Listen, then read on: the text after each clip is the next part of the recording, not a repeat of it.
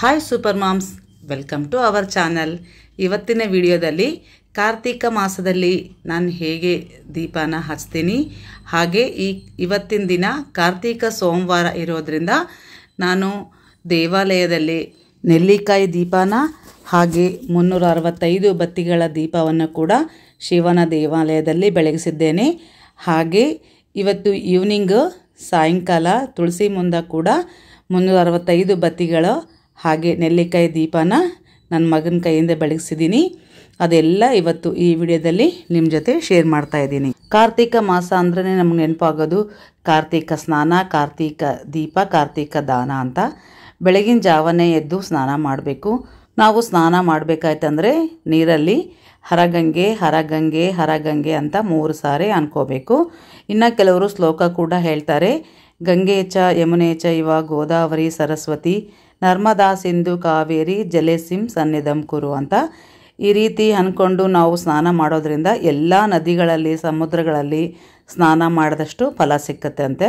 ಮುಂಚೆ ಎಲ್ಲ ನದಿಗಳಲ್ಲಿ ಸ್ನಾನ ಮಾಡ್ತಿದ್ರಂತ. ಈ ಕಾರ್ತಿಕ ಮಾಸದಲ್ಲಿ ಈಗ ಆಗೋದಿಲ್ಲಲ್ಲ, ಒಂದಿನ ಆದರೂ ನದಿಗಳಲ್ಲಿ ಸ್ನಾನ ಮಾಡ್ತೀವಿ. ಡೈಲಿ ಈ ರೀತಿ ಮನೆಯಲ್ಲೇ ಹರಗಂಗೆ ಅಂತೇಳಿ ಅಂದ್ಕೊಂಡು ಎಲ್ಲ ಶ್ಲೋಕಗಳನ್ನು ಹೇಳ್ಕೊಂಡು ಸ್ನಾನ ಮಾಡೋದ್ರಿಂದನೂ ಕೂಡ ಅದರ ಫಲ ಸಿಕ್ಕತ್ತೆ ಅಂತ ಹೇಳ್ತಾರೆ. ಈಗ ಬೆಳಗಿನ ಜಾವ ಮನೆಯೆಲ್ಲ ಕ್ಲೀನ್ ಮಾಡಿಕೊಂಡು ಸ್ನಾನ ಮಾಡಿದ ನಂತರ ಮೊದಲಿಗೆ ಹೊಸ್ಲಿ ಪೂಜೆಯನ್ನು ಮಾಡಬೇಕು. ಸ್ವಲ್ಪ ಅರಿಶಿಣದಿಂದ ಸಾರಿಸಿ ರಂಗೋಲಿಯನ್ನು ಇಡಬೇಕು. ನೀವು ನೋಡಿದ್ರಲ್ಲ, ಮಧ್ಯದಲ್ಲಿ ಸ್ವಸ್ತಿಕ ಹಾಕಿದ್ದೀನಿ, ಆ ಕಡೆ ಈ ಕಡೆ ಅಷ್ಟದಳ ಪದ್ಮ ಹಾಕಿದ್ದೀನಿ, ಮತ್ತು ಆ ಕಡೆ ಈ ಕಡೆ ಕಮಲದ ಹೂವನ್ನು ಹಾಕಿದ್ದೀನಿ. ಹಾಗೆ 24 ಎಳೆಗಳನ್ನು ಕೂಡ ಹಾಕಿದ್ದೀನಿ.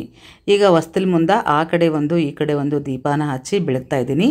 ಇದು ಪಾರಿಜಾತ ಹೂವಿನ ಗಿಡ. ಈ ಗಿಡ ಕೂಡ ತುಂಬ ವಿಶೇಷವಾದದ್ದು. ಈ ಗಿಡ ದೇವಲೋಕದಿಂದ ಭೂಮಿಗೆ ಬಂದಿದೆ ಅಂತ ಕೂಡ ಹೇಳ್ತಾರೆ. ಹಾಗಾಗಿ ಅದರ ಹೂವನ್ನು ಭೂಮಿ ಮೇಲೆ ಬಿದ್ದ ದೇವರಿಗೆ ಏರಿಸ್ತಾರಂತ. ಅದಕ್ಕಾಗಿ ಅಲ್ಲಿ ಕೂಡ ಒಂದು ರಂಗೋಲಿಯನ್ನು ಹಾಕಿ ದೀಪನ ಹಚ್ತೀನಿ. ಇದು ನೆಲ್ಲಿಕಾಯಿ ಗಿಡ. ಈ ಗಿಡದಲ್ಲಿ ವಿಷ್ಣು ವಾಸವಾಗಿರ್ತಾನಂತ. ಅದಕ್ಕಾಗಿ ಈ 1 ತಿಂಗಳ ಈ ಗಿಡದಲ್ಲಿ ಕೂಡ ದೀಪನ ಹಚ್ತಾ ಇದ್ದೀನಿ. ಆ ಗಿಡದ ಎಲೆಗಳನ್ನೆಲ್ಲ ನಮ್ಮ ಕುಶಲ ಕಿತ್ತಿದ್ದಾಳೆ, ಹಾಗಾಗಿ ನಿಮಗೆ ಗಿಡ ಕಾಣ್ತಾ ಇಲ್ಲ. ಇನ್ನು ಅಲ್ಲಿಂದ ತುಳಸಿ ಗಿಡಕ್ಕೆ ಕೂಡ ಈ 1 ತಿಂಗಳ ದೀಪ ಹಚ್ತೀನಿ. ಕಾರ್ತಿಕ ಮಾಸದಲ್ಲಿ ತುಳಸಿ ದೀಪಕ್ಕೆ ತುಂಬಾನೇ ಮಹತ್ವವಿದೆ. ನಾವು ಪೂಜೆ ಮಾಡೋ ಕುಂಕುಮದಲ್ಲಿ ಕೂಡ ಕೆಮಿಕಲ್ ಇರೋದ್ರಿಂದ ಸ್ವಲ್ಪ ಎಲೆಗಳಿಗೆ ಮಾತ್ರ ನಾನು ಕುಂಕುಮನ ಹಚ್ತಾ ಇದ್ದೀನಿ. ಅಲ್ಲಿ ಕೂಡ ಅರಿಶಿಣದಿಂದ ಸಾರಿಸಿ ರಂಗೋಲಿನ ಹಾಕಿ ದೀಪನ ಹಚ್ತಾ ಇದ್ದೀನಿ. ದೀಪ ಹಚ್ಚಿದ ಮೇಲೆ ಕಾರ್ತಿಕ ದಾಮೋದರ ಪ್ರಿಯ ಇತ್ಯರ್ಥಂ ದೀಪಂ ಕರಿಷ್ಯೆ ಅಂತ ಹೇಳ್ಕೊಂಡು ದೀಪನ ಹಚ್ಚಬೇಕು. ಇದು ಬೇವಿನ ಮರ. ಇದು ಕೂಡ ನಮ್ಮ ಮನೆ ಮುಂದೆನೇ ಇದೆ, ಗೇಟ್ ಒಳಗಡೆ. ಹಾಗಾಗಿ ಇಲ್ಲಿ ಕೂಡ ಸಾರಿಸಿ ರಂಗೋಲಿ ಹಾಕಿ ದೀಪನ ಹಚ್ತೀನಿ. ನಾವು ಪ್ರತಿಯೊಂದು ಮಾಸದಲ್ಲೂ ಕೂಡ ದೀಪನ ಹಚ್ತೀವಿ. ಬಟ್ ಯಾವ ದೀಪಕ್ಕೂ ಆ ಮಾಸದ ಹೆಸರು ಬಂದಿಲ್ಲ. ಆದರೆ ಕಾರ್ತಿಕ ಮಾಸದಲ್ಲಿ ಹಚ್ಚುವ ದೀಪಕ್ಕೆ ಕಾರ್ತಿಕ ದೀಪ ಅಂತ ಹೇಳ್ತಾರೆ. ನಾವು ಶ್ರಾವಣದಲ್ಲಿ ಕೂಡ ಹಚ್ತೀವಿ, ಆಶ್ವೀಜ ಮಾಸದಲ್ಲಿ ಕೂಡ ಹಚ್ತೀವಿ. ಆದರೆ ಯಾವುದಕ್ಕೂ ಶ್ರಾವಣ ದೀಪ, ಆಶ್ವೀಜ ದೀಪ ಅಂತ ಹೇಳೋದಿಲ್ಲ.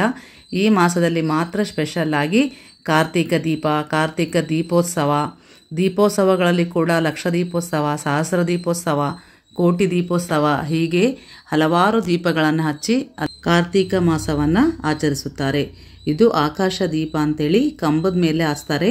ನಮಗೆ ಮಾಡಿಸ್ದಂಗೆ ಮನೆ ಮುಂದನೇ ಕಂಬ ಇದೆ. ಹಾಗಾಗಿ ಆಕಾಶ ದೀಪ ಕೂಡ ಈ ಕಂಬದ ಮೇಲಿಟ್ಟು ಹಚ್ಚಿಕೊಳ್ಳುತ್ತೇನೆ. ನೀವೀಗಾಗಲೇ ನೋಡಿದಿರಿ, ಗೇಟ್ ಹತ್ರ 2 ಕಂಬ ಇದಾವಲ್ಲ, ಆ 2 ಕಂಬಗಳಲ್ಲಿ ಕೂಡ 2 ದೀಪನ ಹಚ್ತೀನಿ. ಇದು ಎಕ್ಕೆ ಹೂವಿನ ಗಿಡ. ಇದು ನಮ್ಮ ಮನೆ ಮುಂದೆ ಅಂಗಳದಲ್ಲಿದೆ. ಹಾಗಾಗಿ ಇದಕ್ಕೂ ಕೂಡ ಪೂಜೆಯನ್ನು ಮಾಡಿ ಇಲ್ಲಿ ಕೂಡ ಒಂದು ದೀಪನ ಹಚ್ತೀನಿ. ಇನ್ನು ಅಂಗಳದಲ್ಲಂತೂ ಒಂದು ಚಿಕ್ಕ ರಂಗೋಲಿ ಹಾಕಿ ಒಂದು ಹೂವನ್ನು ಮಾತ್ರ ಇಡ್ತೀನಿ. ನಾನು ಹೊರಗಡೆ ಎಲ್ಲ ದೀಪ ಹಚ್ಚಿ ರಂಗೋಲಿ ಹಾಕಿ ಎಲ್ಲ ಮುಗಿಸ್ಕೊಂಡು ಬರೋಷ್ಟೊತ್ತಿಗೆ ಅವಳು ಮನೆ ಒಳಗಡೆ ದೇವ್ರ ಪೂಜೆ ಮಾಡಿ ದೀಪ ಹಚ್ಚಿ ಗುಡಿಗೆ ಹೋಗೋದಕ್ಕೆ ಎಲ್ಲ ರೆಡಿ ಮಾಡಿದ್ದಾಳೆ. ನೋಡಿ, ಈಗ ದೇವ್ರ ಪೂಜೆ ಕೂಡ ಆಯಿತು. ಈಗ ನಾವು ದೇವಸ್ಥಾನಕ್ಕೆ ಹೋಗ್ತಾ ಇದ್ದೀವಿ. ನಾವು ಅಷ್ಟು ಬೆಳಗ್ಗೆ ಹೋಗಿ ಬಂದ್ರೂ ನಾವು ಹೋಗೋಷ್ಟೊತ್ತಿಗೆ ಭಾಳ ಜನ ದೀಪ ಹಚ್ಚಿ ಹೋಗಿದ್ರು.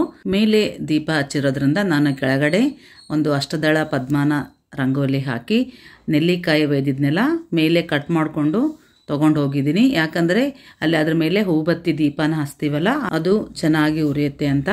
ಹಾಗೆ 365 ಬತ್ತಿಗಳನ್ನು ಕೂಡ ತುಪ್ಪದಲ್ಲಿ ನೆನೆಸ್ಕೊಂಡು ತೊಗೊಂಡು ಬಂದಿದ್ದೀನಿ. ನೈವೇದ್ಯಕ್ಕಾಗಿ ಹಣ್ಣುಗಳನ್ನು ಕೂಡ ತಂದಿದ್ದೀನಿ. ಇಲ್ಲಿ ನೋಡಿ, ಪಕ್ಕದಲ್ಲಿ ಆಲ್ರೆಡಿ ಒಬ್ಬರು ದೀಪ ಹಚ್ಚಿ ಕೂತಿದ್ದಾರೆ. ನಿಮಗೆ ಅನಿಸ್ಬೋದು, ಇದೇನು ಇವ್ರು ಮಾಡೋ ಪ್ರತಿಯೊಂದು ಪೂಜೆ ದೀಪ ಎಲ್ಲನೂ ನಮಗೆ ತೋರಿಸ್ತಾರಲ್ಲ, ತೋರಿಸೋದಕ್ಕಾಗಿ ಮಾಡ್ತಾರೇನೋ ಅಂತ. ಹಾಗಲ್ಲ, ನಾನು ಈ ರೀತಿ ಮಾಡೋದ್ರಿಂದ ನನ್ನ ವಿಡಿಯೋ ನೋಡಿ ಕೆಲವರಿಗಾದರೂ ಒಮ್ಮೆ ಆದರೂ ಈ ರೀತಿ ಮಾಡೋಣ ಅಂತ ಅನಿಸ್ಬೋದಲ್ಲ. ಅದಕ್ಕಾಗಿ ನಾನು ಮಾಡಿರೋ ಪ್ರತಿಯೊಂದನ್ನು ನಿಮಗೆ ವಿಡಿಯೋ ರೂಪದಲ್ಲಿ ತೋರಿಸ್ತಾ ಇದ್ದೀನಿ. ಅದೇನೋ ಹೇಳ್ತಾರಲ್ಲ, ಹಾಡ್ತಾ ಹಾಡ್ತಾ ರಾಗ, ಉಗುಳ್ತಾ ಉಗುಳ್ತಾ ರೋಗ ಅಂತ. ನಾವು ಮಾಡಿದ್ದನ್ನು ನೋಡ್ತಾ ಇದ್ದರೆ ನಿಮಗಾದರೂ ಯಾರಲ್ಲಿ ಒಬ್ರಿಗಾದರೂ ನಾವು ಕಾರ್ತಿಕ ಮಾಸ ಮುಗಿಯೋಷ್ಟೊತ್ತಿಗೆ ಒಂದು ದಿನ ಆದರೂ ದೀಪನ ಹಚ್ಚೋಣ. ಮಾರ್ನಿಂಗ್ ಆದರೆ ಮಾರ್ನಿಂಗ್ ಹಚ್ಚಿ, ಇಲ್ಲ ಈವ್ನಿಂಗ್ ಕೂಡ ಹಚ್ಚಿ ಅಂತ ನಾನು ಆಲ್ರೆಡಿ ಕೆಲವು ವಿಡಿಯೋಗಳನ್ನು ಮಾಡಿ ಅಪ್ಲೋಡ್ ಕೂಡ ಮಾಡಿದ್ದೀನಿ. ನೋಡಿ, ಒಬ್ಬರಾದರೂ ದೀಪ ಹಚ್ಚಿದ್ರೆ ನನಗೆ ಅಷ್ಟೇ ಸಾಕು. ಅದಕ್ಕಾಗಿ ನಾನು ಪ್ರತಿಯೊಂದು ವಿಡಿಯೋನೂ ಮಾಡ್ತಾ ಇರ್ತೀನಿ. ಈ ಕಾರ್ತಿಕ ಮಾಸದಲ್ಲಿ ನಿಮಗೆ ಏನೂ ಮಾಡೋಕ್ಕಾಗಿಲ್ಲ ಅಂದ್ರೂ ಕಾರ್ತಿಕ ಪುರಾಣ ಆದರೂ ಕೇಳಿದ್ರು ಎಷ್ಟೋ ಫಲ ಸಿಕ್ಕತ್ತಂತೆ. ನಿಮಗೆ ಓದಕ್ಕೆ ಬಂದರೆ ಬುಕ್ಕು ಕೂಡ ಸಿಕ್ಕುತ್ತೆ. ಡೈಲಿ ಒಂದು ಅಧ್ಯಾಯನ ಓದ್ಬೋದು. ಇಲ್ಲಾಂದರೆ ಈಗ ಯೂಟ್ಯೂಬಲ್ಲಿ ಎಲ್ಲ ಕಡೆ ಅವೈಲೇಬಲ್ ಇದೆಯಲ್ಲ, ಅಲ್ಲಾದರೂ ನೀವು ಪುರಾಣ ಕೇಳೋದ್ರಿಂದ ಕೂಡ ತುಂಬಾ ಒಳ್ಳೆಯದಾಗುತ್ತಂತೆ. ನನಗೂ ಮುಂಚೆ ಗೊತ್ತಿರಲಿಲ್ಲ. ನಾನೀಗ ಒಂದು 10 ವರ್ಷ ಆಯಿತು ಅಷ್ಟೇ ಈ ಕಾರ್ತಿಕ ಮಾಸ ಪೂಜೆ ಮಾಡೋದಕ್ಕೆ, ದೀಪನ ಹಚ್ಚೋದಕ್ಕೆ. ನಾನು ಮತ್ತು ನನ್ನ ಮಕ್ಕಳು ಇಬ್ಬರು ಕೂಡ 1 ತಿಂಗಳು ಈ ಪೂಜೆನ ಮಾಡ್ತೀವಿ. ನಿಮಗೆ 1 ತಿಂಗಳು ಆಗಿಲ್ಲ ಅಂದರೆ ಒಂದು ಹುಣ್ಣಿಮೆವರೆಗೂ ಕೂಡ ಕೆಲವರು ದೀಪಗಳನ್ನು ಹಚ್ಕೊತ ಬರ್ತಾರೆ. ಇನ್ನು ಕೆಲವರು ವಿಶೇಷ ದಿನಗಳು ಇರ್ತಾವಲ್ಲ, ಸೋಮವಾರಗಳು, ಏಕಾದಶಿ, ದ್ವಾದಶಿ, ಅವುಗಳಲ್ಲಿ ಕೂಡ ದೀಪನ ಹಚ್ಚಿದ್ರೂ ಸಾಕು. ಅಟ್ಲೀಸ್ಟ್ ಯಾವುದಾದ್ರೂ ಒಂದು ದಿನ, ಈ ಕಾರ್ತಿಕ ಮಾಸ 1 ತಿಂಗಳು ಕೂಡ ತುಂಬಾ ಒಳ್ಳೆಯದು. ಒಂದು ದಿನ ನೀವು ಮಾರ್ನಿಂಗ್ ಹಚ್ಚೋಕ್ಕಾಗಿಲ್ಲ ಅಂದ್ರೂ ಈವ್ನಿಂಗ್ ಆದರೂ ದೀಪಗಳನ್ನು ಹಚ್ಚಿಡಿ, ತುಂಬಾ ಒಳ್ಳೆಯದಾಗುತ್ತೆ. ನಾನು ಈ ದೀಪಗಳನ್ನು ಹೇಗೆ ಹಚ್ಚಬೇಕು ಅನ್ನೋದು ಕೂಡ ಕೆಲವು ವಿಡಿಯೋಗಳನ್ನು ಮಾಡಿ ಅಪ್ಲೋಡ್ ಮಾಡಿದ್ದೀನಿ. ಈ ಮಾಸ ಹರಿಹರ ಮಾಸ ಅಂತ ಕೂಡ ಹೇಳ್ತಾರೆ. ಅದಕ್ಕಾಗಿ ತುಂಬಾ ವಿಶೇಷ. ಇನ್ನು ಗುಡಿಯಲ್ಲೆಲ್ಲ ಪೂಜೆ ಮುಗಿಸ್ಕೊಂಡು ಮನೆಗೆ ಬಂದ್ವಿ. ದೀಪಾವಳಿ ಹಬ್ಬಕ್ಕೆ ಹೂಗಳನ್ನು ತರಿಸಿದ್ವಲ್ಲ, ಕರ್ನೂಲಲ್ಲಿ ತುಂಬ ಕಡಿಮೆ ರೇಟಿಗೆ ಸಿಕ್ಕುತ್ತೆ ಹೂವು.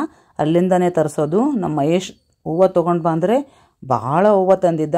ಹೇಗೂ ಹೂವು ಜಾಸ್ತಿ ಇದಾವಲ್ಲ, ಹಾಗೆ ನೆಲ್ಲಿಕಾಯಿ ಕೂಡ ತುಂಬ ಜಾಸ್ತಿನೇ ತಂದಿದ್ದ. ನೆಲ್ಲಿಕಾಯಿ ದೀಪ ಹಚ್ಚಿ ನೆಲ್ಲಿಕಾಯಿ ದಾನನೂ ಕೊಡ್ತಾರೆ. ಈ ನೆಲ್ಲಿಕಾಯಿ ದೀಪ ಯಾಕೆ ಹಚ್ಚಬೇಕು, ಹಾಗೆ ಈ ನೆಲ್ಲಿಕಾಯಿ ದಾನ ಏಕೆ ಮಾಡಬೇಕು ಅನ್ನೋದು ಕೂಡ ಒಂದು ವಿಡಿಯೋ ಮಾಡಿ ಅಪ್ಲೋಡ್ ಮಾಡಿದ್ದೀನಿ. ಆ ವಿಡಿಯೋ ನೋಡಿದ್ರೆ ನಿಮಗೆ ಗೊತ್ತಾಗುತ್ತೆ ಈ ಕಾರ್ತಿಕ ಮಾಸದ ಮಹತ್ವ. ನೋಡ್ರಿ, ಎಷ್ಟೊಂದು ಹೂವು ಇದಾವಲ್ಲ. ಸುಮ್ಮನೆ ಇಷ್ಟು ಹೂವು ಹಾಗೆ ಇಟ್ಟರೆ ಸುಮ್ಮನೆ ಬಾಡೋಗುತ್ತಲ್ಲ. ತುಳಸಿ ಮುಂದೆ ಹೂವಿನಿಂದ ಅಲಂಕಾರ ಮಾಡಿಕೊಂಡು 365 ಬತ್ತಿ ದೀಪನ ಹಚ್ಚಿದ್ರೆ ಚೆನ್ನಾಗಿರುತ್ತೆ ಅಂಥೇಳಿ ಎಲ್ಲ ಹೂಗಳನ್ನು ತೆಗೆದು ರೆಡಿ ಮಾಡ್ಕೊಂಡಿದ್ದೀನಿ. ಈಗ ಚಿಕ್ಕದಾಗಿ ತುಳಸಿಗೆ ಹೂವಿಂದ ಅಲಂಕಾರ ಮಾಡ್ಕೋತಾ ಇದ್ದೀನಿ. ನೋಡಿ, ಮನೇಲಿ ಮಕ್ಕಳು, ಕೆಲವ್ರ ಮನೇಲಿ ಗಂಡು ಮಕ್ಕಳು ಡೈಲಿ ದೀಪ ಹಚ್ತಿರಲ್ಲ. ಹಾಗಾಗಿ ಈ ಕಾರ್ತಿಕ ಮಾಸದಲ್ಲಿ ಒಂದು ದಿನವಾದರೂ ಅವ್ರ ಕೈಯಿಂದ 365 ದೀಪಗಳನ್ನು ಬೆಳಗಿಸೋದ್ರಿಂದ ಒಂದು ವರ್ಷವಿಡೀ ದೀಪ ಹಚ್ಚಿದಷ್ಟು ಪುಣ್ಯ ಸಿಕ್ಕುತ್ತೆ ಅಂತ ಹೇಳ್ತಾರೆ. ಈ 365 ಬತ್ತಿ ನೀವೇ ರೆಡಿ ಮಾಡಬೇಕಂತೇನಿಲ್ಲ, ಮಾರ್ಕೆಟಲ್ಲಿ ಎಲ್ಲ ಸಿಕ್ಕುತ್ತೆ. ಈ ಕಾರ್ತಿಕ ಮಾಸ ಬಂತಂದ್ರೆ ಸಾಕು, ಪ್ರತಿಯೊಂದು ಗ್ರಂಥಿ ಅಂಗಡಿಗಳಲ್ಲಿ ಕೂಡ 365 ಬತ್ತಿಗಳನ್ನು ಮಾರ್ತಾ ಇರ್ತಾರೆ. ಅವುಗಳನ್ನು ತಂದು ಒಂದಿನ ಮುಂಚೆನೇ ನೀವು ತುಪ್ಪದಲ್ಲಿ ನೆನಿಟ್ರೆ ತುಂಬ ಚೆನ್ನಾಗಿ ಉರಿಯುತ್ತೆ. ಎಲ್ಲ ನೀವೇ ರೆಡಿ ಮಾಡಿಕೊಟ್ಟು ಅವ್ರ ಕೈಯಿಂದ ಸುಮ್ಮನೆ ದೀಪ ಬೆಳಗಿಸಿದ್ರೂ ಸಾಕು, ಅದ್ರ ಪುಣ್ಯ ಅವ್ರಿಗೂ ಸಿಕ್ಕುತ್ತೆ. ಮತ್ತು ಈ 365 ಬತ್ತಿ ತುಳಸಿ ಮುಂದಾದರೂ ಹಚ್ಬೋದು, ಇಲ್ಲ ನೀವು ಇಷ್ಟ ದೇವ್ರ ಮನೆ ದೇವ್ರು ಇರುತ್ತಲ್ಲ ಅಲ್ಲೇ ಆದರೂ ಹಚ್ಬೋದು, ಇಲ್ಲ ಶಿವಾಲಯಗಳಲ್ಲಿ, ವಿಷ್ಣು ಆಲಯಗಳಲ್ಲಿ ಅಲ್ಲಿ ಕೂಡ ಹಚ್ಬೋದು. ಇಲ್ಲ ಅಂದರೆ ನಿಮ್ಮ ಪಕ್ಕದಲ್ಲಿ ನದಿಗಳಿದ್ದರೆ ಅಲ್ಲೇ ಹಚ್ಬೋದು, ಇಲ್ಲ ಕಲ್ಯಾಣಿಗಳಲ್ಲಿ ಹಚ್ಬೋದು. ಎಲ್ಲಾದರೂ ನೀರಿರುವ ಸ್ಥಳಗಳಲ್ಲಿ ಕೂಡ ಈ 365 ಬತ್ತಿಗಳನ್ನು ಬೆಳಗಿಸ್ಬೋದು. ಈಗ ಈವ್ನಿಂಗ್ ಕೂಡ ಎಲ್ಲ ಗಿಡಗಳಲ್ಲಿ ರಂಗೋಲಿನ ಹಾಕ್ತಾಯಿದ್ದೀನಿ. ನೋಡಿ, ಎಲೆ ಎಲ್ಲ ತೆಗೆದಿರೋದ್ರಿಂದ ನಮ್ಮ ನೆಲ್ಲಿಕಾಯಿ ಗಿಡನೇ ಜಾಸ್ತಿ ಕಾಣ್ತಾ ಇಲ್ಲ. ತರೋದು ಕೂಡ ಚಿಕ್ಕದೇ ತಂದಿದ್ದ ನಮ್ಮ ಮಹೇಶ. ಹಾಗಾಗಿ ಈಗ ನೆಲ್ಲಿಕಾಯಿ ದೀಪನ ನೋಡಿ ಮೇಲ್ಗಡೆ ಸ್ವಲ್ಪ ಕಟ್ ಮಾಡಬೇಕು. ಯಾಕಂದರೆ ನಾವು ಬತ್ತಿ ಹಚ್ತೀವಲ್ಲ, ಸ್ವಲ್ಪ ತಾದರೂ ಉರಿಬೇಕಲ್ಲ. ಅದಕ್ಕಾಗಿ ಈ ರೀತಿ ನೆಲ್ಲಿಕಾಯಿ ಕಟ್ ಮಾಡಿಕೊಂಡು ಅರಿಶಿಣ ಮತ್ತು ಕುಂಕುಮಗಳಿಂದ ಹಚ್ಚಬೇಕು. ಹಾಗೆ ಮಣ್ಣು ಪ್ರಣತಿ ತೊಗೊಂಡು ಅದರ ಮೇಲ್ಗಡೆ ಇಡಬೇಕು. ಕೆಲವರು ಅಕ್ಕಿ ಮೇಲೆ ಕೂಡ ಇಡ್ತಾರೆ. ನಾನು ಈ ರೀತಿ ಎಲೆಗಳನ್ನು ಕೆಳಗಡೆ ಇಟ್ಕೊಂಡು 5 ನೆಲ್ಲಿಕಾಯಿಗಳನ್ನು ಪ್ರಣತಿ ಮೇಲೆ ಇಟ್ಕೊಂಡಿದ್ದೀನಿ. ಇನ್ನು ಸಂಜೆ ಆಗ್ತಾ ಬಂತಲ್ಲ, ಫಸ್ಟ್ ಡೈಲಿ ಹಚ್ಚುವಂಥ 9 ದೀಪಗಳನ್ನು ಹಚ್ತಾ ಇದ್ದೀನಿ.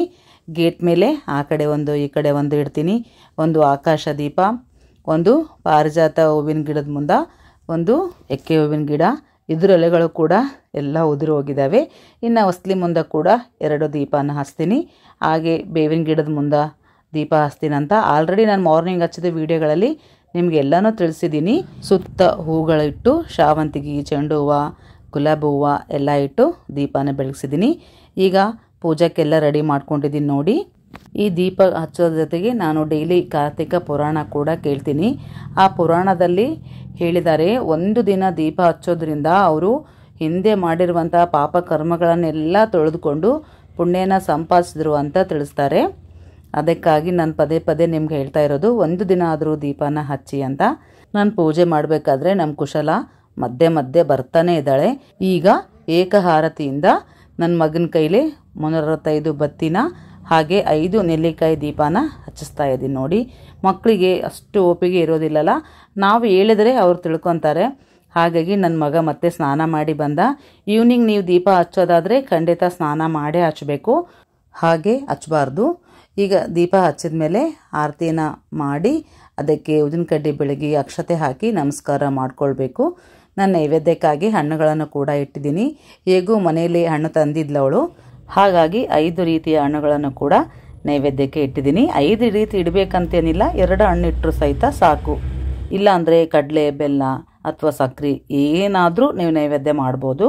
ನಾನು ಹೇಗೂ ಮನೇಲಿತ್ತು ಅಂತ ಈ ರೀತಿ ಮಾಡ್ಕೊಂಡಿದ್ದೀನಿ ನೋಡಿ. ನಮ್ಮ ಪೂಜೆ, ನಮ್ಮ ಅಲಂಕಾರ ನಿಮ್ಗೆ ಇಷ್ಟ ಆಗಿತ್ತಂದರೆ ಖಂಡಿತ ಒಂದು ಲೈಕ್ ಮಾಡಿ, ಹಾಗೆ 4 ಜನರಿಗೆ ಶೇರ್ ಮಾಡಿ. ಈ ವಿಡಿಯೋ ನೋಡಿ ಒಬ್ಬರಾದರೂ ದೀಪ ಹಚ್ಚಲಿ ಅನ್ನೋದೇ ನನ್ನ ಉದ್ದೇಶ. ಯಾಕೆ ಅಂದರೆ ನನಗೆ ಹೇಗೆ ಮುಂಚೆ ಗೊತ್ತಿರಲಿಲ್ಲೋ ಹಾಗೆ ಬಹಳಷ್ಟು ಜನರಿಗೆ ಈ ದೀಪದ ಮಹತ್ವ, ಕಾರ್ತಿಕ ಮಾಸದ ಮಹತ್ವ ಗೊತ್ತಿರಲ್ಲ. ಅವ್ರಿಗೆಲ್ಲ ಗೊತ್ತಾಗಲಿ ಅನ್ನೋದೊಂದೇ ನನ್ನ ಉದ್ದೇಶ. ನೋಡಿದ್ರಲ್ಲ, ನಾವು ಕಾರ್ತಿಕ ಮಾಸದ ದೀಪನ ಹೇಗೆ ಹಚ್ಚಿದ್ವಿ, 9 ದೀಪಗಳನ್ನು. ಹಾಗೆ ಶಿವನ ದೇವಾಲಯದಲ್ಲಿ ದೀಪನ ಹೇಗೆ ಹಚ್ಕೊಂಡ್ವಿ, ಹಾಗೆ ಈವ್ನಿಂಗು ಕೂಡ 365 ಬತ್ತಿಗಳನ್ನು ಹೇಗೆ ಬೆಳಗಿಸಿದ್ವಿ, ನೆಲ್ಲಿಕಾಯಿ ದೀಪ ಹೇಗೆ ಬೆಳಗಿಸಿದ್ವಿ ಅನ್ನೋದೆಲ್ಲ ನೋಡಿದ್ರಲ್ಲ. ಖಂಡಿತ ಈ ವಿಡಿಯೋ ಇಷ್ಟ ಆಗಿದ್ದರೆ ಒಂದು ಲೈಕ್ ಮಾಡಿ, ಹಾಗೆ 4 ಮಂದಿಗೆ ಶೇರ್ ಮಾಡಿ ಅಂತ ಹೇಳ್ತಾ ಈ ವಿಡಿಯೋ ಮುಗಿಸ್ತಾ ಇದ್ದೀನಿ. ನೆಕ್ಸ್ಟ್ ವಿಡಿಯೋದೊಂದಿಗೆ ಮತ್ತೆ ಸಿಗ್ತೀನಿ. ಅಲ್ಲಿವರೆಗೂ ನಮಸ್ಕಾರ.